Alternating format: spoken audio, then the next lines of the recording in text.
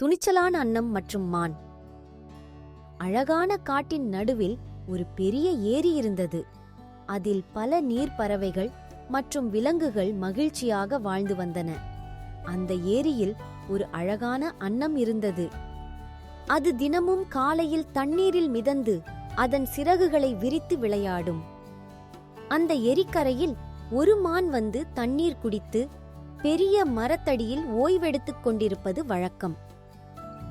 அன்னமும் மானும் நல்ல நண்பர்களாக ஆகிவிட்டனர். ஒவ்வொரு மாலையும் இயற்கையின் அழகை பற்றி பேசிக்கொண்டு மகிழ்ந்தனர். ஒரு நாள் மான் தண்ணீர் குடிக்கும்போது புதர்களுக்குள் திடீரென்று ஓசை கேட்டது. மான் அதை பார்த்து அதிர்ச்சியில் உறைந்து போனது. அங்கு ஒரு புலி பதுங்கிக் கொண்டு அதன் மீதே தாவ இருந்தது. மானின் இதயம் அச்சத்தில் துடிக்க ஆரம்பித்தது. அது வேகமாக ஓடத் தொடங்கியது. ஆனால் புலியின் வேகம் அதைவிட அதிகமாக இருந்தது. இதைக் கண்ட அன்னம் உடனே ஒரு யோசனை செய்தது. அது தன் சிறகுகளை விரித்து பறந்து புலியிடம் கூறியது, பெரிய புலியே, இப்போது மானை பிடித்து சாப்பிட்டால் உனக்கு குறைவான உணவுதான் கிடைக்கும். ஆனால் சாயங்காலம் வந்தவுடன் பல விலங்குகள் தண்ணீர் குடிக்க வருவார்கள். அப்போது நீ ஒரே நேரத்தில் பெரிய இரை வேட்டையாடலாம் என்று கூறியது. புலி சிந்தித்தது.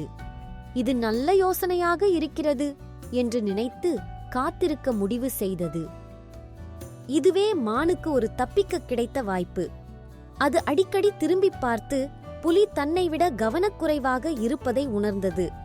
உடனே அது ஏரிக்குள் துள்ளி விழுந்து நீந்திக் கொண்டு எதிர்க்கரைக்கு சென்றது. புலி தனக்கு நடந்த ஏமாற்றத்தை புரிந்து கொண்டது. அது கோபத்தில் கர்ஜித்தது. ஆனால் அதற்குள் மான் பாதுகாப்பாக ஓடிவிட்டது.